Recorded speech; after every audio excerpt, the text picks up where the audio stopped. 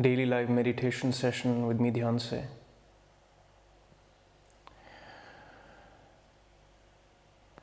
You think you had a good sleep for 6 hours, 7 hours, 8 hours, and now you're awake. But that sleep is just the sleep of senses. You could not hear, you could not see, you could not touch, and all what you perceive through your senses. You were asleep to that, and now you're awake, meaning your senses are back. But that's just one kind of sleep. These sessions, 30-minute spirituality and meditation sessions with me, will wake you up out of another kind of sleep that you have been sleeping all throughout your life. There is another kind of sleep which is not the sleep towards sense perceptions, but towards the truth of who you are, towards the true nature of oneself, towards our construct, how we are constructed as human beings, what is this experience of life, and how to navigate ourselves through life, through this journey that we call life. So please join me in these sessions every day, 30 minutes, to wake ourselves out of a different kind of sleep that we have been asleep for all this time and running in kind of an autonomous vehicle. Today we talk about technology trying to bring the comfort of autonomous vehicles to us, but just see the same as an example that we are going through our life in kind of an autonomous vehicle, in kind of an asleep. We are sleeping in the back seat where this vehicle is going wherever it wants to go, and we have no control. We have no control on where this is going, where to go, and how to drive this to where we want to go. So these sessions, these few minutes of contemplation and meditation every day will wake you up from your back seat and put you into the driving seat of your own body, of your own mind, of your own life. In this journey, we took a stop at Tibetan Buddhism, where we are right now exploring the mind training of Atisha, who was a meditation master who gave 7 points of mind training. Why this mind training? Because when you wake up and you are in the driving seat, you need to know what you're doing, how to use your mind. We all are given a mind. We apparently are in control of it. We apparently are utilizing it. But most often, we are just driving randomly. The mind is taking us right, left, up, down, here and there, and we are just a victim of the mind and not the master of our own mind. So these 7 points of mind training are to train your mind towards emptiness, which is to be able to put the mind aside and let your heart and spirit open up and see the world. It is a training into love. It is a training into compassion. It is not a religious training, but for us to learn from these valuable sources of knowledge, valuable sources of wisdom, how we can bring this emptiness, love, compassion into our life. Right now we are on point number 3, where Atisha is expounding on how to transform adversity into a path towards awakening. We all have moments of adversity, lesser or more. We all go through the ups and downs of life. In the ups, who cares what is wisdom, what is peace, what is silence, what is meditation, and so on? Who cares? Because when it's up, when you're high, everything is amazing. You are on a certain rush, you are on a certain high, and the world looks different. But what about when there is adversity? What about when there is a low? That's the time to wake up. That's a chance to wake up, and Atisha is emphasizing on converting this adversity, this chance to wake up, to this adversity to become a path to awakening, to wake up, to become more conscious, to become more loving, to become more compassionate.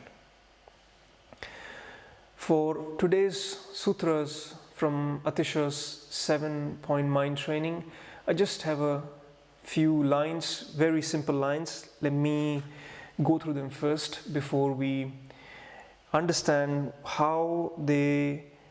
what they mean to our life and how they impact our life. Atisha says, when beings in the world are filled with evil, transform unfavorable circumstances into the path of Bodhi. Drive all blame into one. Be grateful to everyone.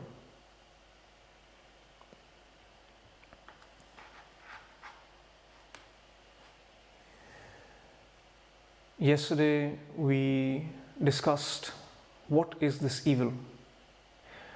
We understood that this evil is unconsciousness. It is not a separate force from coming out of cosmos from somewhere. It is this very same existence which is in sometimes unconsciousness and sometimes consciousness. When we experience consciousness, we experience pleasure, we experience light, we experience all the goodness, all the kindness, love, compassion, joy of this world. But when we experience unconsciousness, that becomes the root of what we call as evil, that creates the misery for us and for everyone around us in our life. That's what we said yesterday, and we move on to the next very simple line which Atisha says. It's beautiful how he puts everything in such simple words. He says, drive all blame into one. Drive all blame into one. Such a simplification of all the miseries. No matter in which misery you are, no matter what you're going through in life, no matter what the world is going through in its collective sense of things, all the misery that is being created, drive all the blame into one. Who is that one? You yourself. That one is you yourself. Of course, when the mind hears this, it retaliates. It doesn't want to hear that I am the source. Am I the problem creator? Yes. Yes, your mind would not let you believe that. Your mind would not let you accept that. But you are creating all the misery for yourself. There's no one else to blame than you yourself. Only you have to give a chance to yourself for your mind to not disturb, put it out of the way and come to terms with what's happening, and you will see that you yourself are the source of all the misery, all the evil that you're creating for yourself and for everyone else around. If you see what's happening in the world, all the unrest in the name of race, in the name of color, how are we responding to that? We're driving the blame to the other. We're driving the blame to a concept. We're driving the blame on some object, on some inanimate object that is not us. All the time we are trying to push the blame onto the other. Perhaps it is done because we don't want to look into our own self. If we do that, the fear will come out that we all are the source of the misery that is happening in the world. Somewhere deep down, we are having all these divisions in our mind and in our view of the world that we reflect consciously or unconsciously out in our actions into the world. And the moment there is some unrest, we start blaming the other for that, and we start acting like that. Does that solve the problem? No. Until we look within, until we drive all the blame, as Atisha says, drive all the blame, meaning despite your mind trying not to see that, drive that conversation, drive that opening to blame yourself. When I say blame, blame does not mean self-condemnation. Blame does not mean that you start beating yourself up for that. It just means that you see the source of the misery, that you see that everything is rooted in our own mind, in our own beings, and we need to uplift ourselves from where we are to a higher consciousness, to a more purer internal state, so that we can rise above and convert this adversity that we are experiencing into a chance of waking up, of having purer consciousness, and move towards emptiness, love, compassion. What comes along is another small sutra from Atisha, that be grateful to everyone.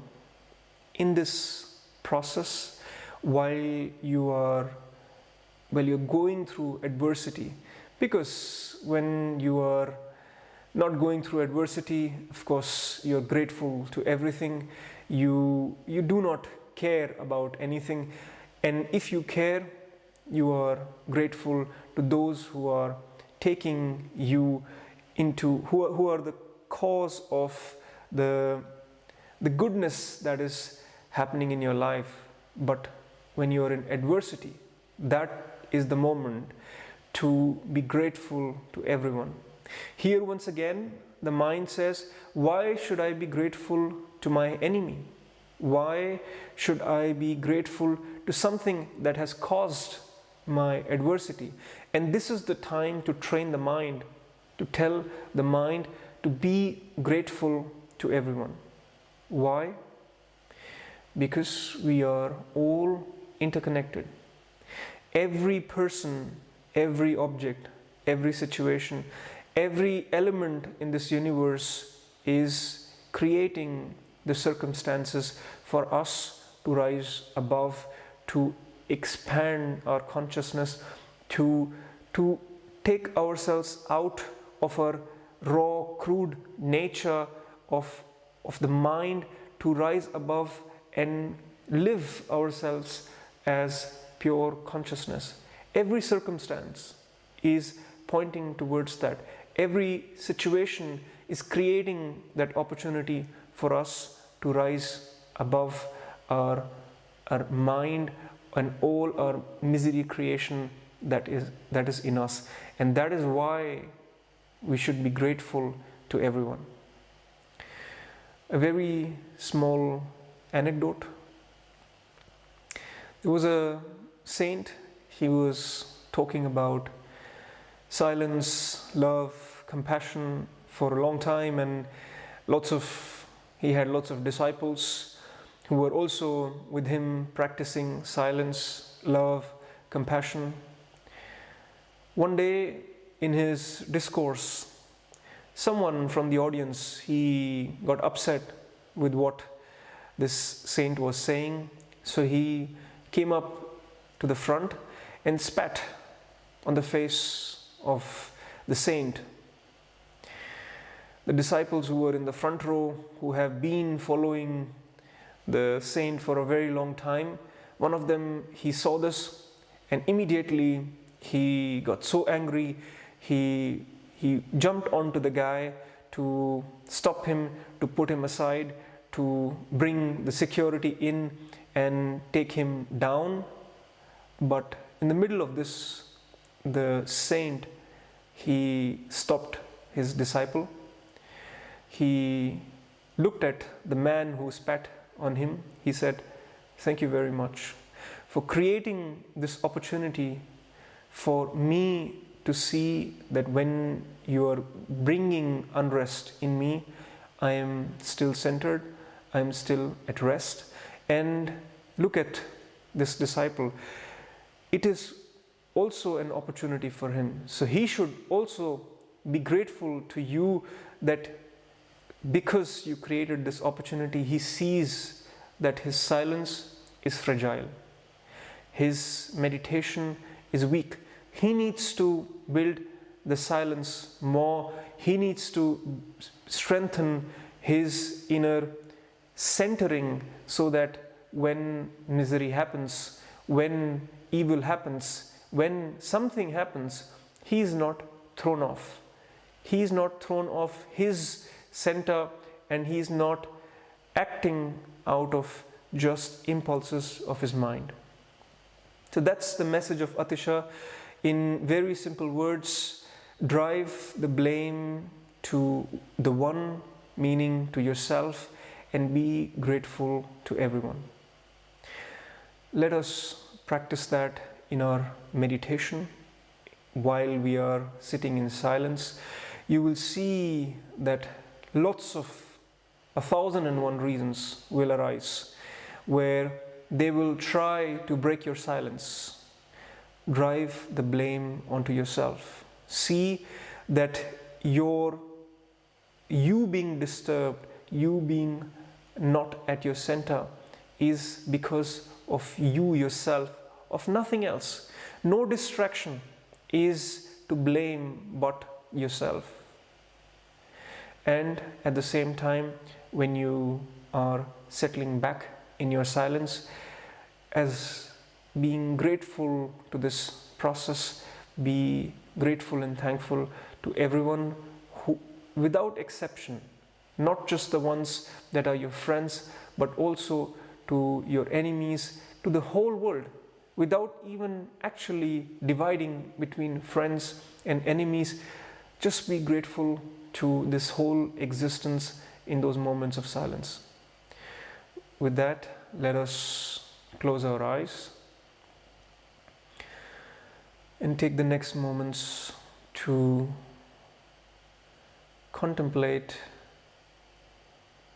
meditate, move towards silent awareness.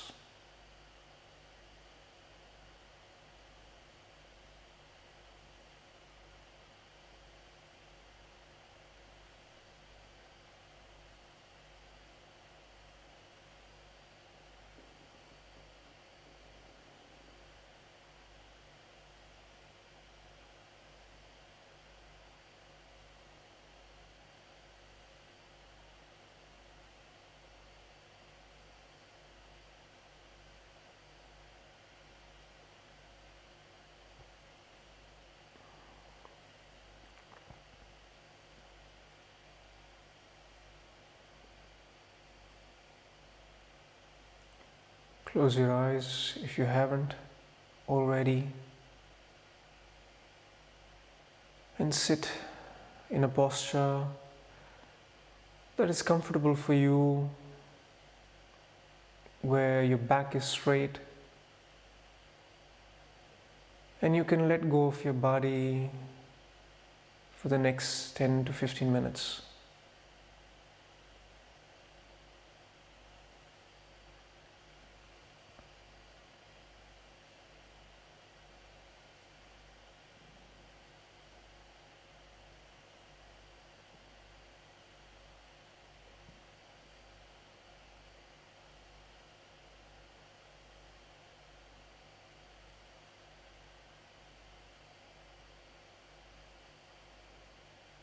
Awareness turned inwards.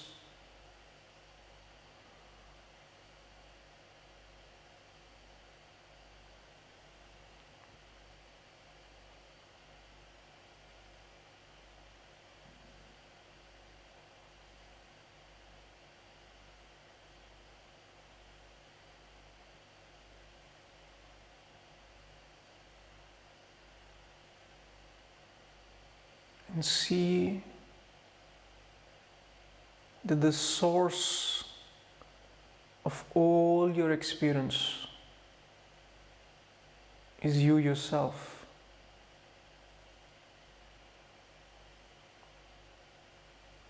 You're feeling pleasant or in pain. You're feeling rested or restless. You are the source. There's no one else to blame.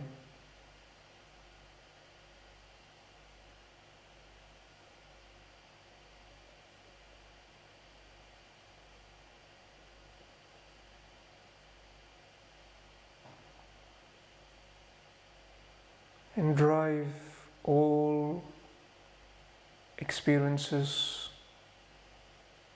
all sources of the experiences to you yourself.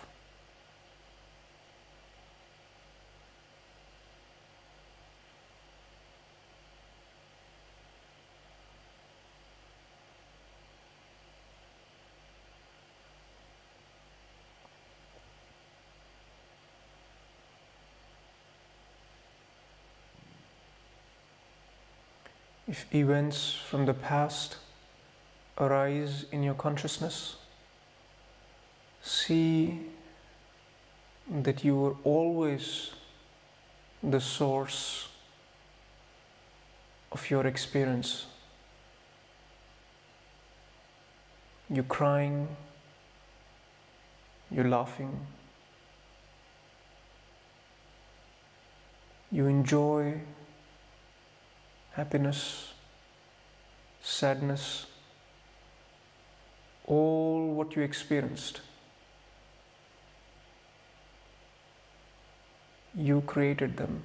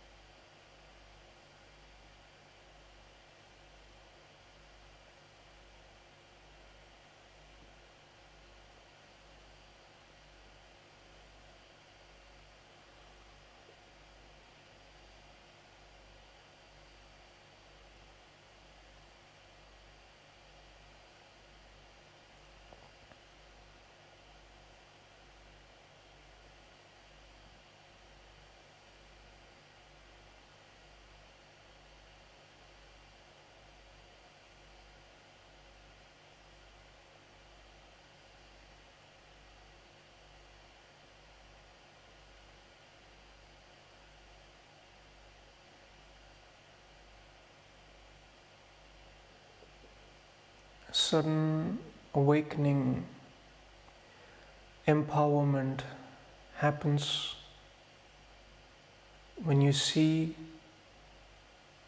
you are the source.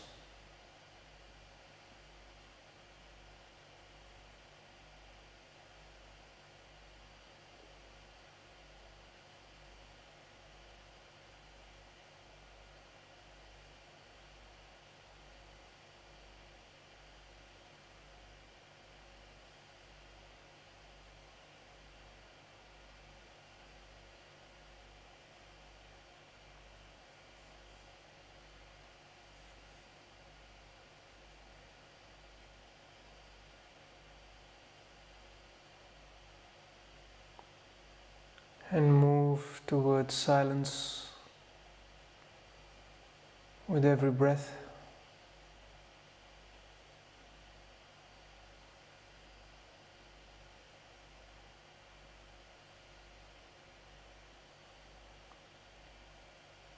Leaving all behind.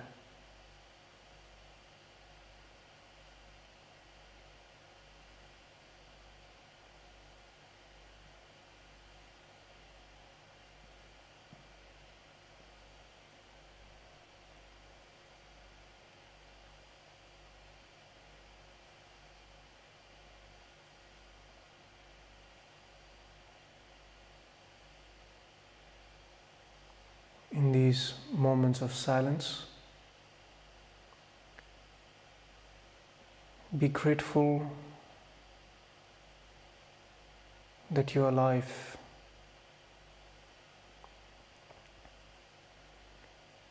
Be grateful that you're healthy.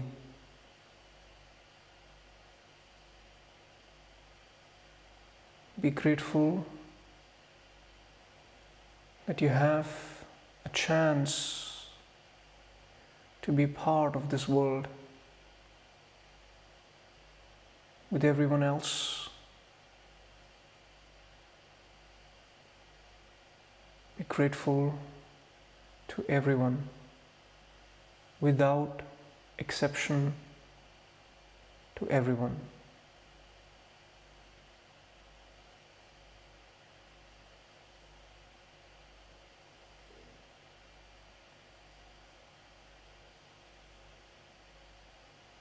And very gently and slowly